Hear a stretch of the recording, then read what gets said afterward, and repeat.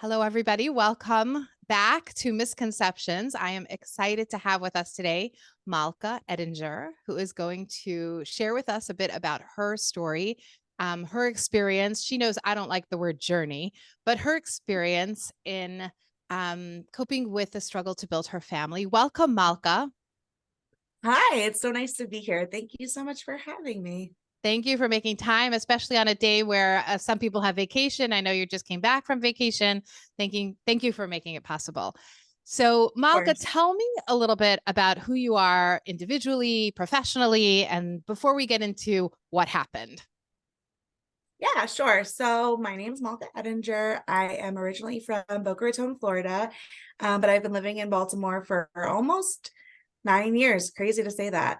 Um, I am a pediatric speech language pathologist. I work with middle schoolers in the public school system, and I'm just an ordinary woman trying to build a family. And Yeah, so I guess that answers That's that. the beginning. That's the beginning. Okay, let's start with like the basics. How many years are you married? So we are married about 8.5 years at this point. Okay. And when this experience began for you, we began to realize there was going to be difficulty in creating a family. First of all, did you have any idea before you got married that there might be a challenge? Yeah, so I always knew that I was going to have a problem. I have polycystic ovary syndrome. So I always knew, my periods weren't regular. I knew I was going to have an issue with conceiving. My mom had some issues. So it was always on my radar. But, it was one of those things where I figured, okay, when it's time, I'll get the help that we need. And, it won't be too hard to conceive. And so, what happened at that point when you began to say, okay, it's time for us to try to create our family? You and your husband make that decision together. Um, what happened next? Like, what was the trajectory before you began to get help? Because I think one of the things that I've seen happen very frequently is people I almost like experiencing it as like a ostrich in the sand, like where the ostrich puts his head down and it's like everything's fine, like there's no tigers Yeah. or lions here, right? And like I think Mhm. sometimes for people who are dealing with infertility or the question of infertility, it really does become a question of like, is there really a problem? Is there not really? Like, how far am I going to push this, or how much am I going to pull my head out of that deep hole to decide actually if there is a problem? What was that process like for you? Yeah, so it's interesting because I um I remember I spoke with my gynecologist and she's like, "Great, we'll put you on Clomid." We already knew kind of that I didn't ovulate regularly, so it wasn't going to be something that I didn't need help with at all. And she just said, "We'll put you on Clomid and we'll see how it goes." And I started a cycle, and I was talking to a friend of mine, and she said, "Oh, but you're just doing it with your gynecologist. Like, she's not going to know when you ovulate." And I said, "Oh, I guess you're right, but it'll boost everything. It'll be fine." And she was so insistent that I needed to go to a fertility clinic and be monitored. And that was the first time I really ever heard of the word monitoring. I was like, "What do you mean? These doctors do this all the time. People have success. It'll be fine." And she said, "No, you really need to go get ultrasounds and blood work. They need to see what's going on. Make sure you're ovulating. Like, because what if you're still not? What if the Clomid's not working?" And she really, really pushed me to make an appointment at the fertility specialist. And so, I kind of thought she was being a little crazy, honestly, Sure. which is funny because in retrospect, I feel like I'm that friend now. But she pushed me, and I said, "Fine." She knows what she's talking about because she had a little trouble herself. And only once I went to the fertility specialist and saw what they were doing and saw that I wasn't um, responding to Clomid, to Famara, did I see how important it was that I made that step early in my journey. Because I know for some people, it's like, well, we'll just try for 6 months, a year, see what happens, and without the monitoring. So we kind of got lucky in a sense because we skipped that original step of just trying without any intervention. Right. I really. think this is like one of those moments also that I just have to make a statement around, like almost like a PSA, right? Like a public service announcement, that I understand and I value the responsibilities of gynecologists who say, I'll give you a little bit of Clomid, especially because I know that the minute we transfer over to clinics is the minute that we begin to start paying out of pocket in general. There are exclusions for that. Sometimes our insurance will Mhm. cover things like diagnostics, but in general, moving over to a fertility clinic or expert or physician means that we are incurring a lot of expense. And so I think there's a strong sense among the OBGYN environment to be like, let me see if I can help this person with a little bit of Clomid. And my experience has been that Right. sometimes that little bit of Clomid can be actually quite disastrous in the outcome. I had somebody who was given a little bit of Clomid and ended up with triplets in an incredibly high risk pregnancy. And so when we're talking about, this Mhm. risk of Clomid versus the benefit of staying with your OBGYN, I would always advise a consultation just to get a sense of how different it is to be in a fertility environment, to be with a fertility specialist, somebody who's a OBGYN with this added training in reproductive endocrinology. And I think that I love how you say, like, you didn't have that time where you kind of, just said, well, wait and see with a little bit of Clomid. And you'll hear the snark in my voice when I say that for very well Yes. founded reasons, right? I do believe that Clomid should be monitored, and typically an OBGYN office cannot do that monitoring effectively. And so, Mhm. a cautionary word around those issues. But okay, I'll step off my soapbox and hand it back to you. What happened when first of all, what was that experience like making the decision to go? It sounds like you were kind of comfortable because your friend recommended it, but I know for many that there's a lot of trepidation around walking into a clinic and to walking into an RE's office. What was your experience like? I mean, honestly, like I said, my mom had had some struggles getting pregnant, so it was something that she was open with us about. I'm a twin. She took a fertility drug, so you do the math. Um, and so it wasn't something that I felt it was so foreign, I just felt like this was going to be part of our journey and that was fine.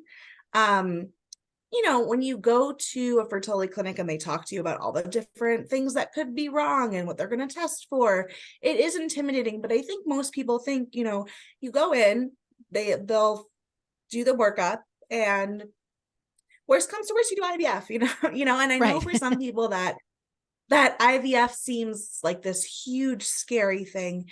And it is if you're not somebody who's in the medical community and needles are scary for you and procedures are scary. But ultimately, it's like you hear of people who have trouble, and there's a few different steps that they can take to try to build a family. And okay, so worst comes to worst is you do IVF. And that was always in the back of my mind. I kind of was like, okay, like I'll start off with whatever they recommend. And if we get to IVF, then great. Like, everyone has a baby with IVF. So Right. that Ooh, I wasn't really so nervous. right. And yet things were not that way for you. No. Okay. Tell us what happened. So we started off with what they call timed intercourse cycles. They give you oral medications and they see how your body responds. They track your ovulation. And then once you're ovulating, you're together with your partner, and hopefully that will result in a pregnancy. We did two pretty quick time intercourse cycles back to back. My body really didn't respond to the oral medications very well. In one instance, I did ovulate, in the other instance, I didn't. So it was very quickly clear that I was going to need some stronger medications, which they call the injectable medications, things that people do use for IVF, but they use it in either a timed intercourse cycle or what's an intrauterine insemination IUI cycle. So lucky for us, very lucky for us, we did have insurance coverage. Our insurance required that you did 6 IUI cycles prior to trying IVF. Wow. So actually, I'll edit that by saying it's 6 cycles, including timed intercourse and IUI. So Okay. we had done the 2 timed intercourse. We were moving on to the IUIs.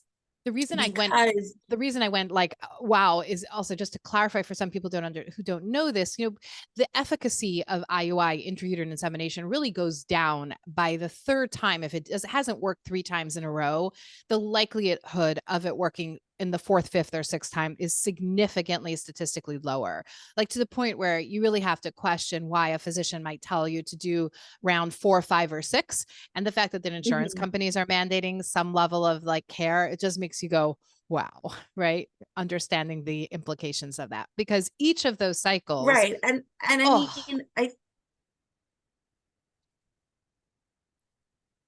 yeah, it's actually interesting because thinking back to my experience, I mean, and we'll get to the IVF and all that, but the IUI cycles for me were a lot more involved and time consuming because I was taking these injectable medications every single night, and I was going for monitoring every couple of days, every other day or so, because they really want to prevent multiple births. So they're always tracking the growth of the follicles, the size of the eggs, but they don't want too many what they call lead follicles, larger eggs that will then be ovulated. They really only want there to be one, maybe two, if your doctor is a little bit lenient. Mine was not.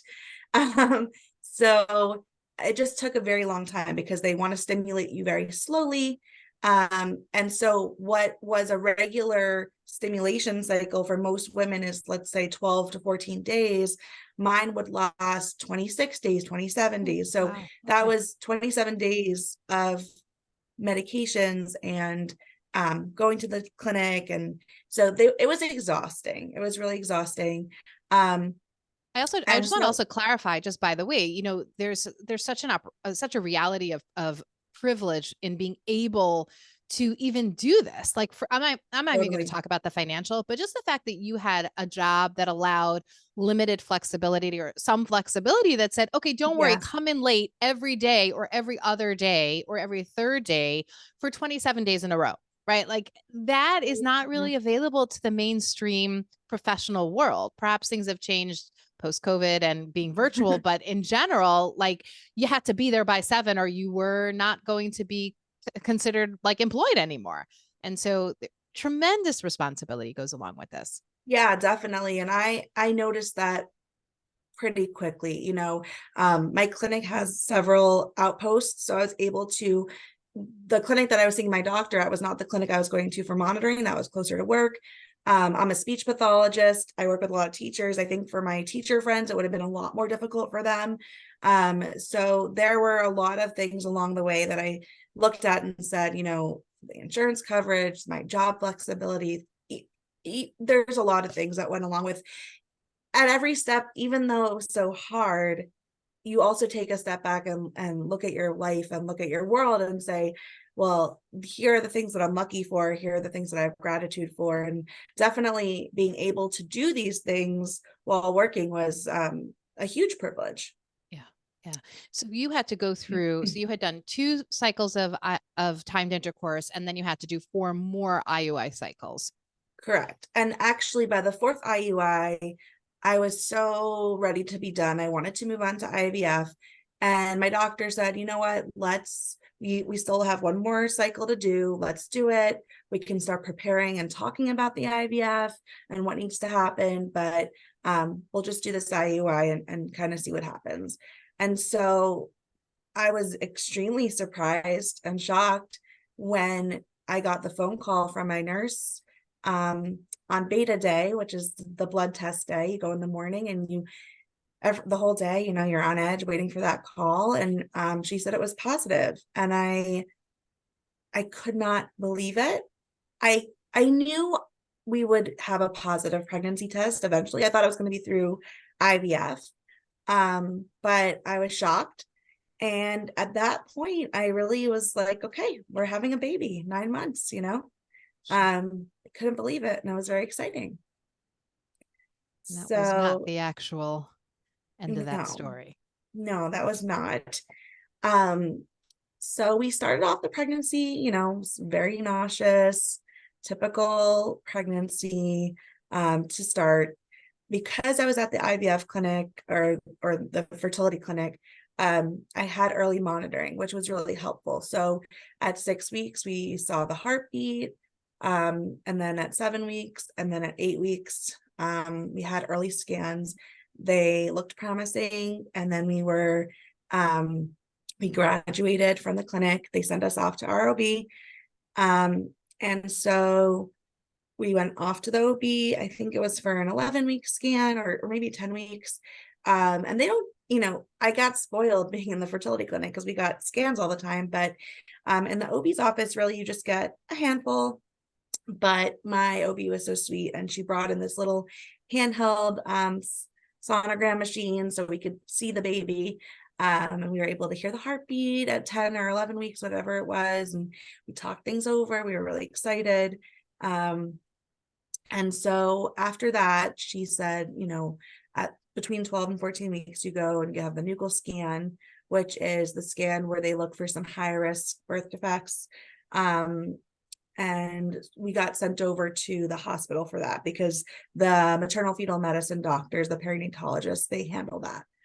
So the date came and we went, and we were excited. We're going to see baby. We're going to see how big the baby got. And the sonographer came in, and she was chatty, and she's pointing things out. Look at this, look at that. And slowly, I feel like it started to drag on. And they did tell me it was going to be a long scan. So I was kind of like, okay. And she said, I'm having a little trouble seeing things because it's still kind of early. I'm going to, they were doing the external sonogram, but they're like, we're going to try to use the internal, just see if we can see some more detail that way. So she went to go get that, and they started that. And she was scanning. It was quiet. And I was kind of cracking some jokes like, oh, stubborn baby, just like mommy. Things that moms say. And that took a while, and she finished, and she said, okay, I'm going to go get the doctor. He'll be in a little bit. He's going to look at everything that we did, and then he'll come in and talk to you. And I said, okay.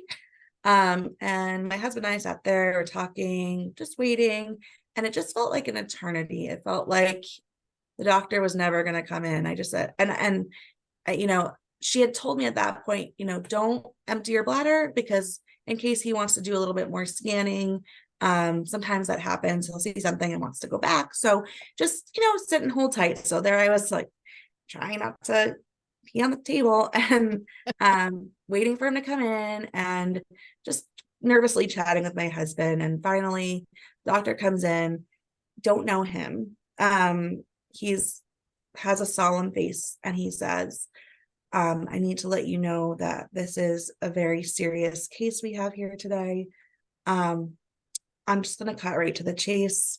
This pregnancy is not viable. And he went through with us all the things that he saw on the scans. He also did a little bit more scanning. Then they had me get dressed and come and talk to him with my husband in his office. And at that point, he said, we're seeing a lot of birth defects in your baby, things that are not compatible with life, and we would definitely recommend aborting the pregnancy. And so we went in that day with so much hope, and we left that day with just a million questions, and our hearts were shattered. And, I don't think at that point we were ready to say, okay, we're just going to follow his advice and move on. I think we had met with a genetic counselor at the time, and she had told us, what she thought it could be. But she had also been working at another big hospital in our area and recommended that we go get a second opinion with a doctor there.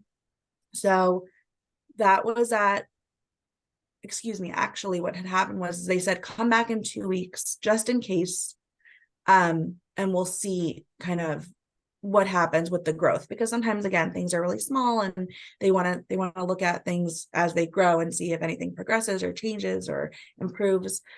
So sorry. So after that 12-week scan, we went back for the 14-week scan, 2 weeks of just questions and wondering and confusion and not knowing what to tell people. And I started showing a little bit, and people were asking me, when are you due, and are you going to find out the gender? And, people at work did not know. And I think that was a huge saving grace. But in my personal life, I had told a bunch of friends, not really realizing that, not thinking that anything was going to be wrong with the pregnancy when we went for the scan. So, when we went back for the 14-week scan, it was kind of the same thing. They said it was just as bad as they thought.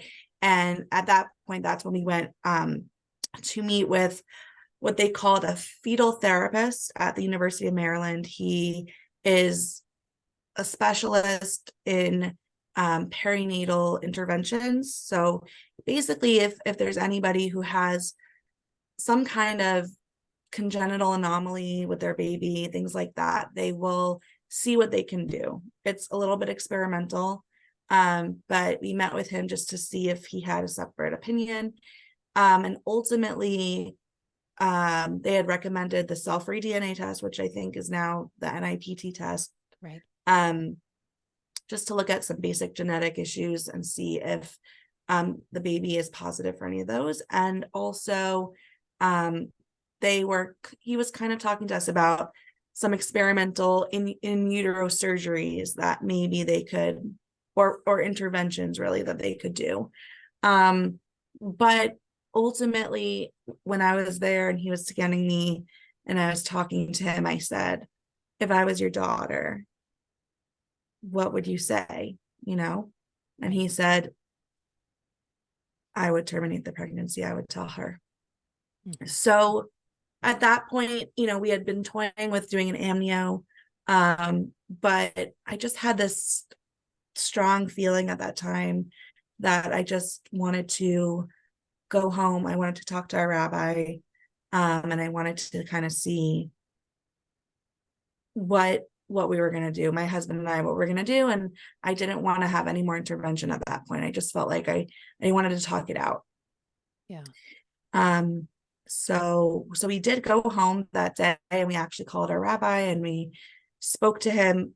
And it's funny because I think, I'm an Orthodox Jew, and we very much value the input of our rabbis for guidance. But I was very hesitant because I felt like, well, what if he doesn't understand the implications of all the nuance and the medical terminology and what's going on. But we met with him, and he was extremely calm and empathic and gentle. And he said, I'm going to speak with some of my colleagues. I'm going to speak with some of my connections in the medical field, and I'm going to get back to you about this and talk to you about what kind of options there are in the halachic field, in the Jewish law field. And I think for me, it was just, as somebody who doesn't really ask a lot of questions to the rabbi, my husband and I are pretty independent, and we like to make our own decisions, what we think. I felt very, very strongly that I wanted to know as close as possible to what God would want me to do. And I felt that since God himself wasn't going to talk to me, that I would consult with the rabbi and make a decision that way. To me, that was the most comforting thing. I think that you highlight something very, very important. And it's something that I talk to people about when dealing with options counseling, which is really what's happening at this point in the experience for you. This idea of the value of consultation, right? Mm-hmm. Whether you're seeking it as the final answer or as just kind of stepping your toes towards the halachic perspective. But the idea of having another person who is a trusted rabbinic authority or just a rabbi in general as somebody can really offer a tremendous amount of support, both halachically and psychologically, that a couple doesn't have to feel like they have to do this by themselves. And that in the aftermath of these decisions, there can be incredible value in having the supportive voice or the reminder of the consultation of what it was like for them to have this discussion with a rabbinic authority. So I appreciate that you're highlighting that experience. At this point, I'm wondering, go ahead. No, I was just gonna say, like, I was extremely nervous because I already knew in my head, and I hate to use the word like want or decided because I did Sure. not feel like it was a decision. I did not want to have to terminate a pregnancy, but my husband and I had talked about it on our own, and we really felt strongly that that was going to be the best option for us. I couldn't imagine going through a pregnancy to term, carrying a baby that I knew was going to die imminently after birth. To me, that was like the biggest, scariest thing that could happen. And I felt like I would not be able to survive that mentally, you know, let alone the risks associated with birth. So I said to my husband, I'm going to tell the rabbi exactly what I think, because I think it's really important. Sometimes we seek advice, but we hold back what we really want because we think that it doesn't influence or count or mean anything when we receive a decision. But I do think that if you have a rabbi who really is an empathetic individual, that they will do their best to try to come up with something that fits within Jewish law, but is also permissible for the couple or the individual or whatever it is. And so I just felt like I can't go into this meeting with him without telling him exactly what we feel and have him think that that's something that we don't want to consider, you know? Right. Um, and so I kind of just laid it all out there. And of course it was hard. It felt so shameful. And it felt so, um, I didn't want to be judged. I didn't want to be judged. And I felt like, how could I even ever utter those words, that we want to terminate the pregnancy, Yeah. and it took me a very, very, very long time to be able to say termination, abortion. Those are words that I really didn't use for years post this experience, but that's a whole nother, I want part to, of I the want to, grieving I process. want to come back to that experience and that Yeah. component of it, because I think it's crucial for us to highlight that discussion around that feeling of shame and guilt, even when there is halachic authority that has offered you this option. I do Hmm. want to like offer a little bit of like an angle shift, just because I think it's Sure. really valuable when I hear a woman or anyone, but for this purpose, this conversation is with you. When I hear a woman say, I felt like, I don't know what I was supposed to share with the rabbi or not supposed to share, or the implication of what I've chosen to share with the rabbi. One of the things that comes to mind for me is really how, first of all, how 100% on point you are, and how often I've had the experience, specifically with clients of mine, where as an Orthodox therapist, a lot of our conversations tend to be around like halachic or religious law related issues, not a lot, but often.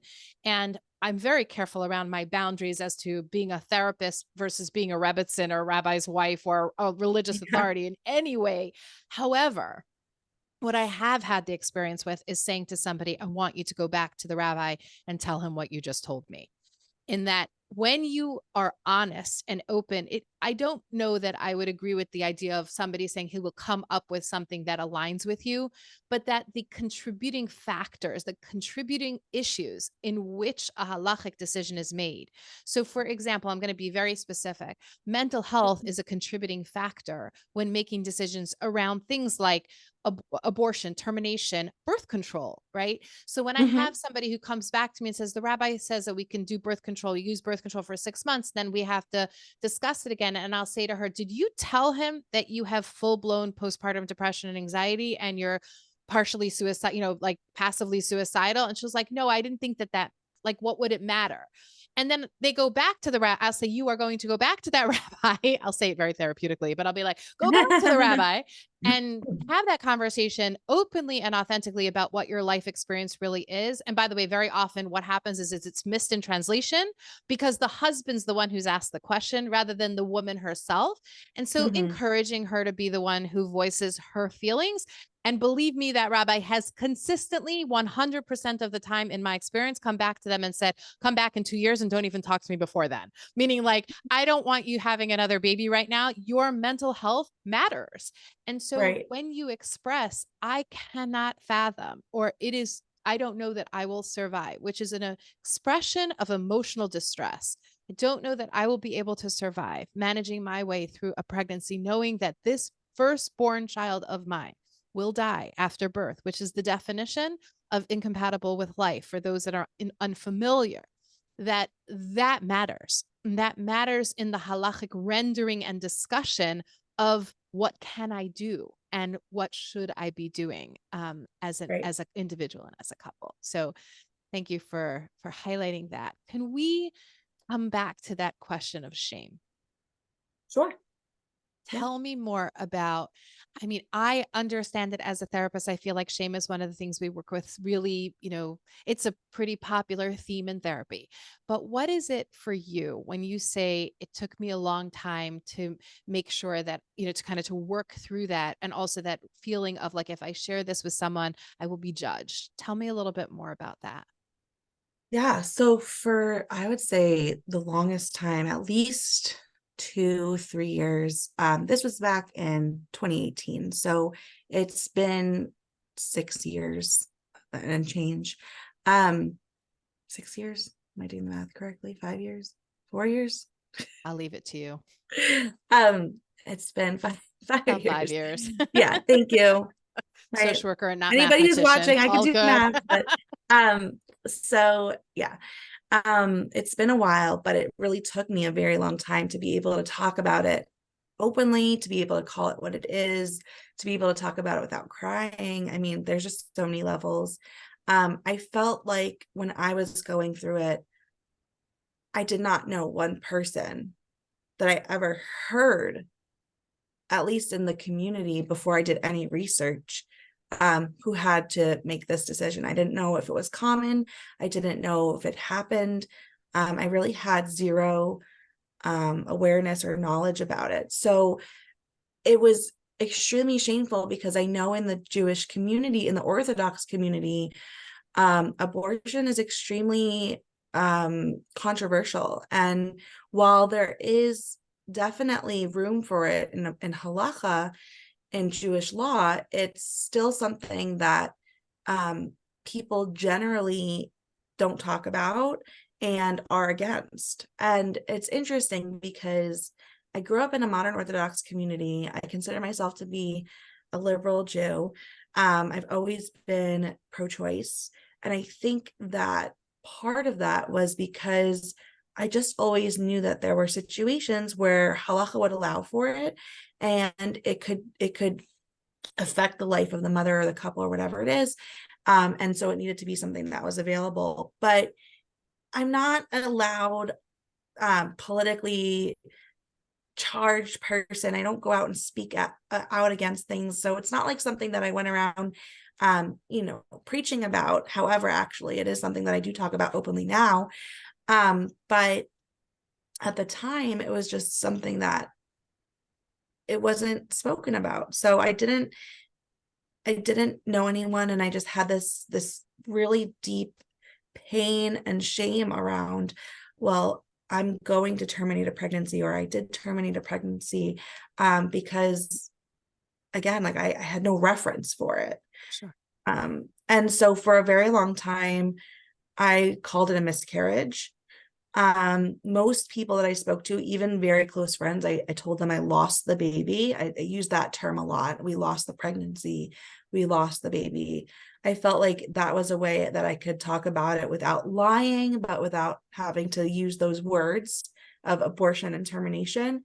And actually, when I was visiting a friend actually recently, and I told her this, I had a friend who a few years later had a similar situation in that her pregnancy was not viable.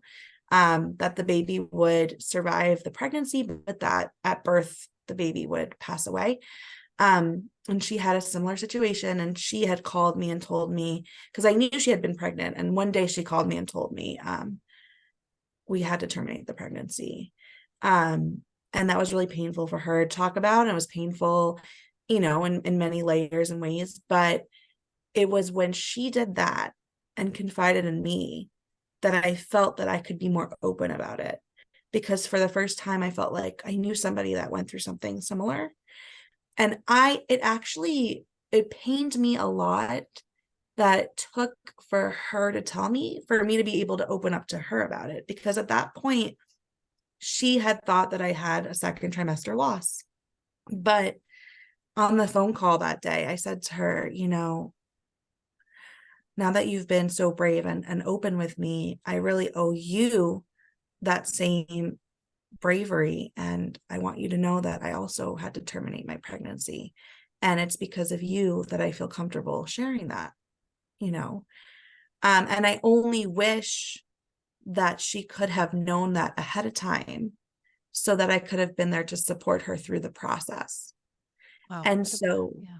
with that, I kind of changed my mindset to be that I need to be that woman that people can come to, who know that it's something that can be allowed, and B, that they can seek support from.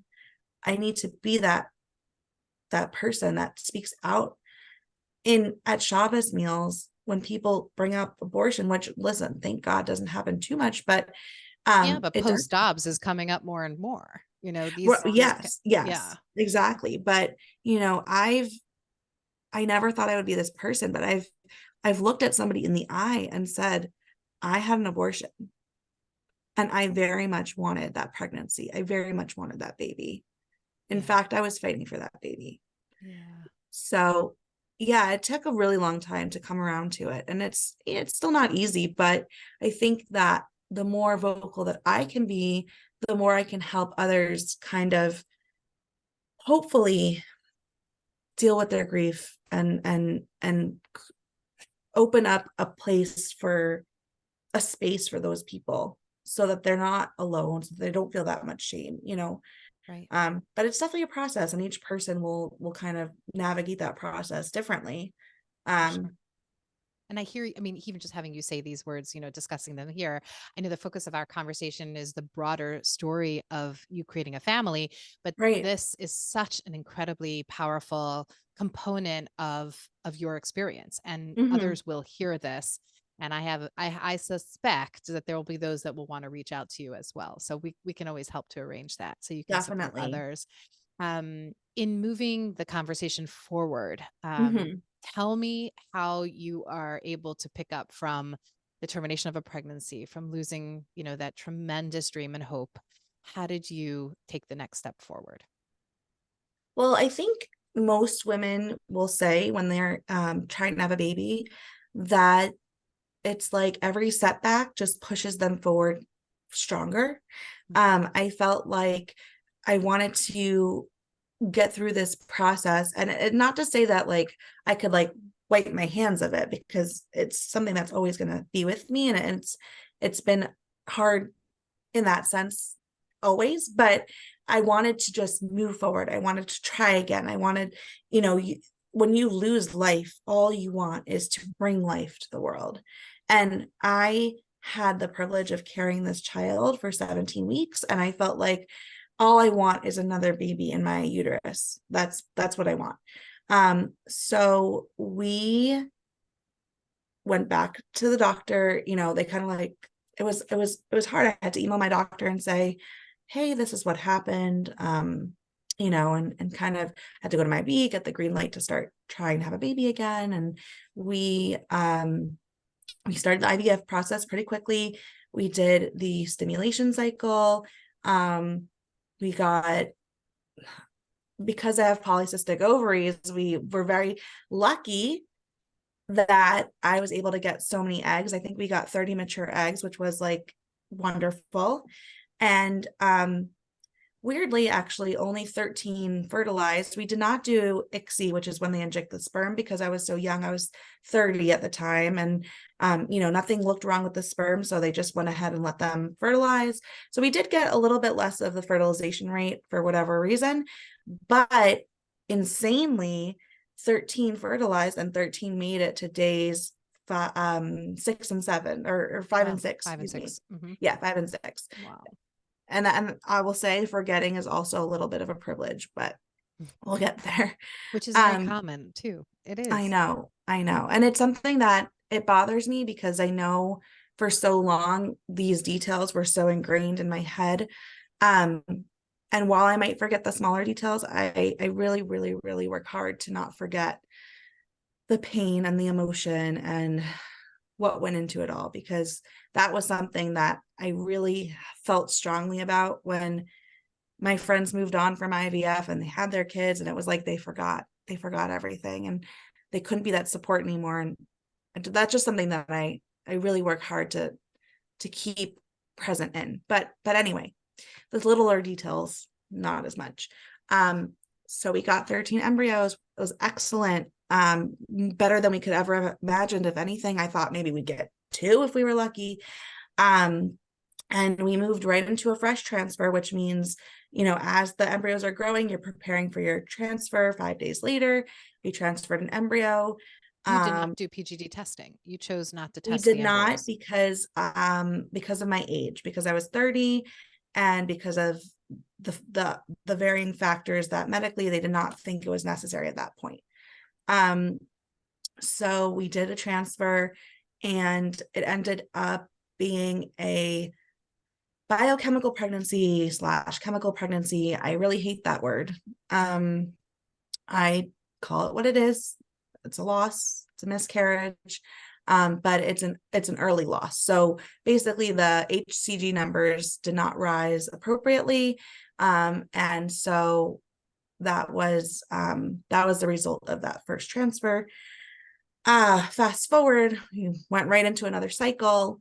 I was always like, okay, what are we doing next? What are we doing next? And in March, so that was in January. In March, we did another transfer, and the HCG numbers rose pretty well. But when we got to the heartbeat scan, there was no heartbeat.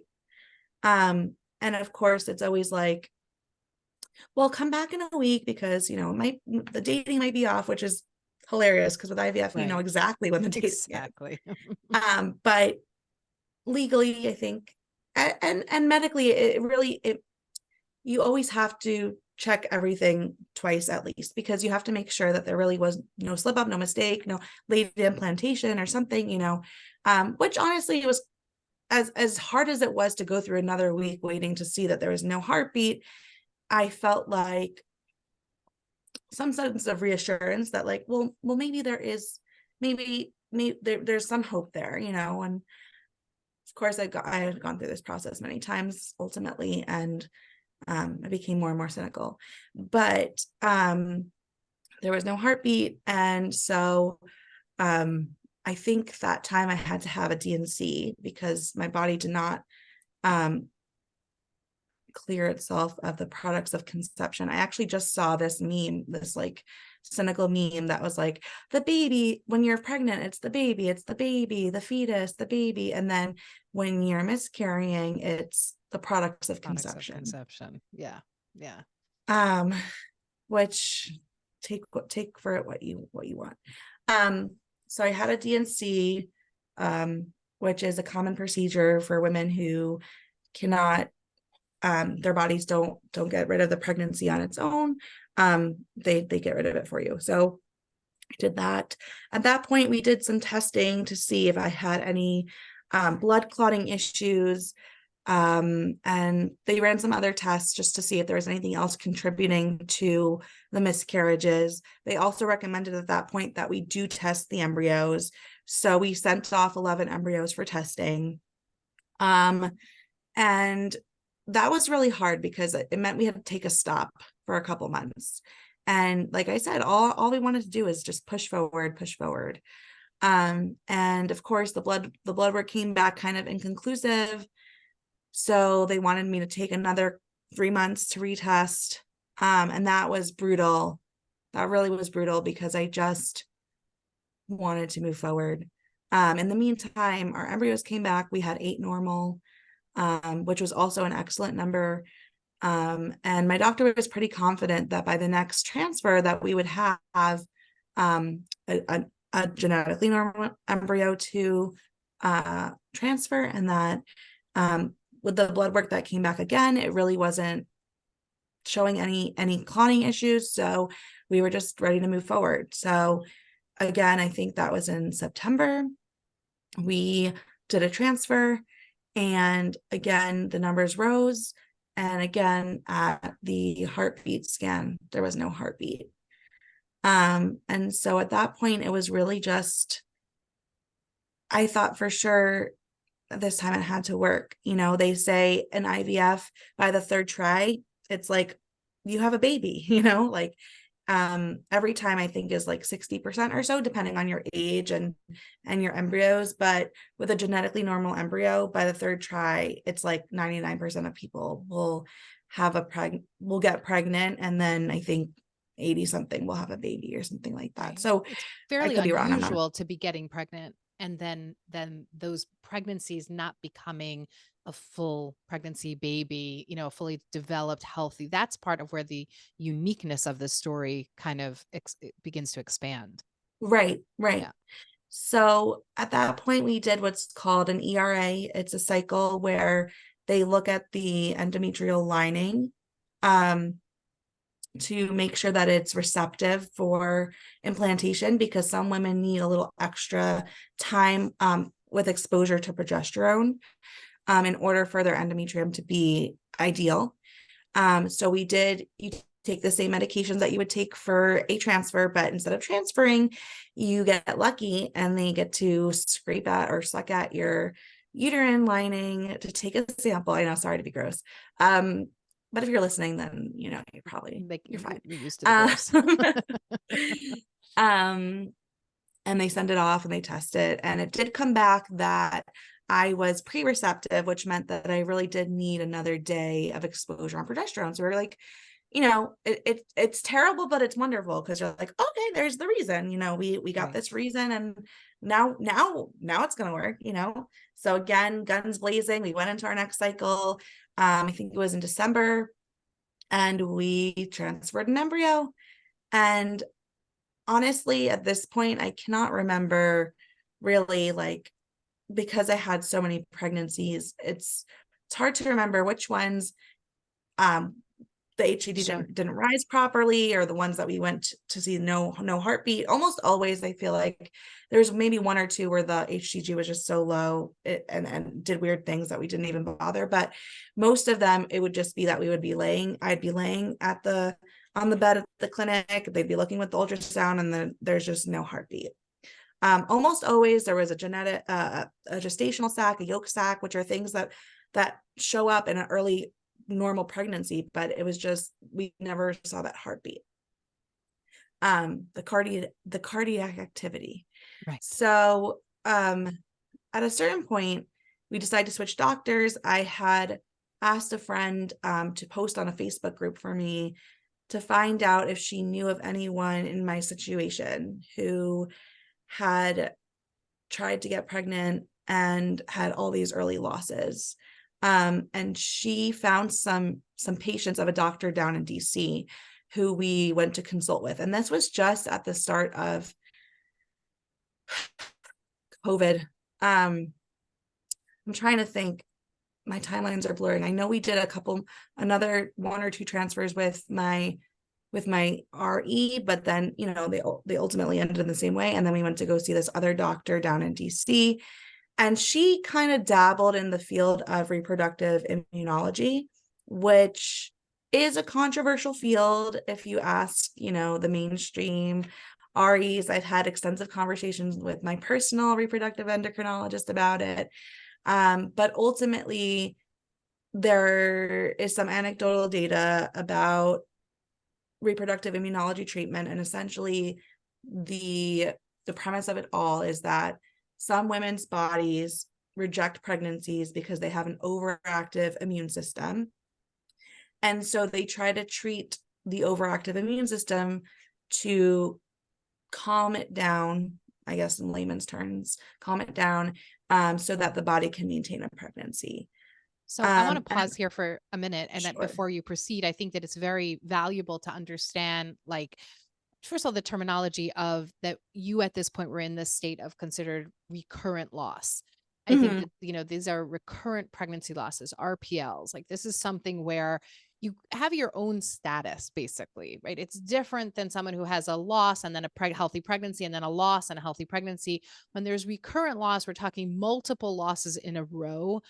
mhm, And unfortunately, there's very, very, very poor data about how to help people with recurrent loss when there isn't good evidence as to why it's happening. So, like, you got sent for lab work, that could have been something that would have showed that there was a clotting factor issue. They would have treated that medically, and then hopefully, not conclusively, but hopefully, they would have been able to support a healthy pregnancy.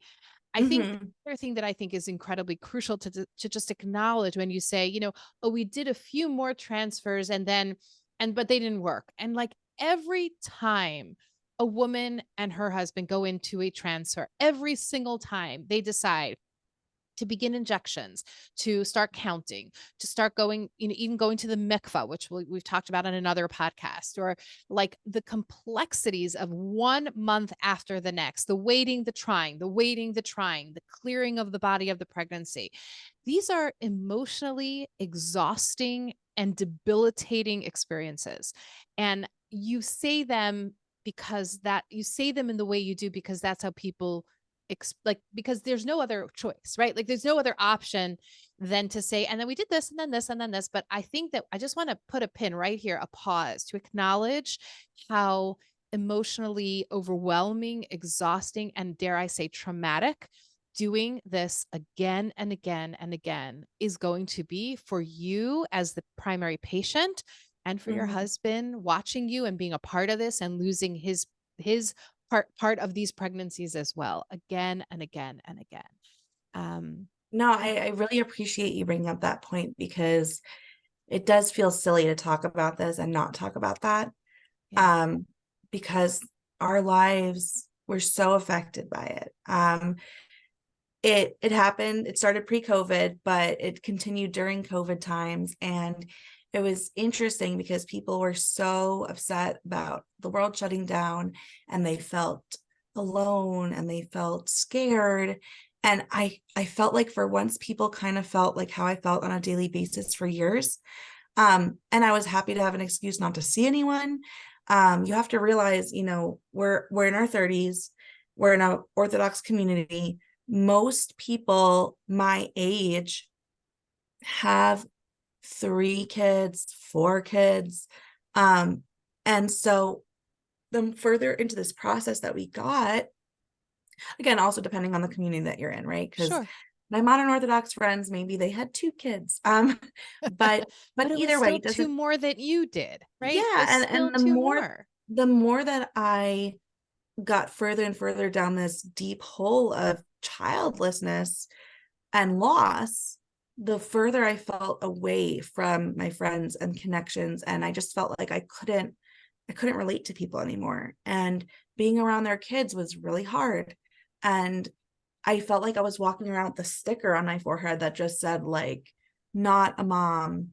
Um, and I had some friends who were pregnant around the time that my first baby was due, several actually. And seeing them progress through their pregnancies and seeing their healthy children, um, it's hard to this day, honestly. I Yeah. love them. They're my good friends, but seeing their kids always reminds me of my first little boy. He was a boy. Um, and what would he be running around with them the same way? Like, and again, like, it's like, well, no, he wouldn't have been, but it just makes you wonder, and it's really, it brings up all the emotions. But like you said, again, getting back to the progression of always going into these transfers with hope, and this time it's going to work, and this time it's going to be great. and the roller coaster of the highs of hope and the lows of grief. It's just exhausting and all encompassing. And I would show up to work and I would be the shell of a person, but inside I was just so depressed and so down. And again, want to talk privilege, because of my position, I didn't automatically have to have kids if I had a meeting or if I had something else going on. And so on a day, I remember one day specifically, I had walked down the hallway, had my big fake smile on my face, and one of my coworkers said to me, Malka, you're always smiling. You're just such a happy person. It just, it's just so lovely to see. And normally that would be like such a nice compliment. But I literally went to my room and I bawled because I knew it was fake and I felt horrible and depressed. And I didn't want to be there. I wanted to be in my bed curled up. And for many years, that's how I lived my life, honestly. Like it is, I know, again, like I brushed through it because that's the history, but it takes a toll on your mental health and your relationships. I have a lot of friends who I became distant with at the time. And I actually have several relationships that grew really strong because I had some amazing friends too. Right. But it affected our marriage, like. Oh, yeah. Oh, let's come back to that. So I think that Okay. what I'm going to ask us to do is I'm going to pause here because I think that there's so much more that you and I are going to talk about. But for right Mhm. now, I'm going to put a pause and I'm going to ask everybody to wait because I think we're going to put this into a part two. How does that sound to you? Okay. That sounds So great, hang honestly, tight, because everybody. We'll be back. And thank you so much for joining us.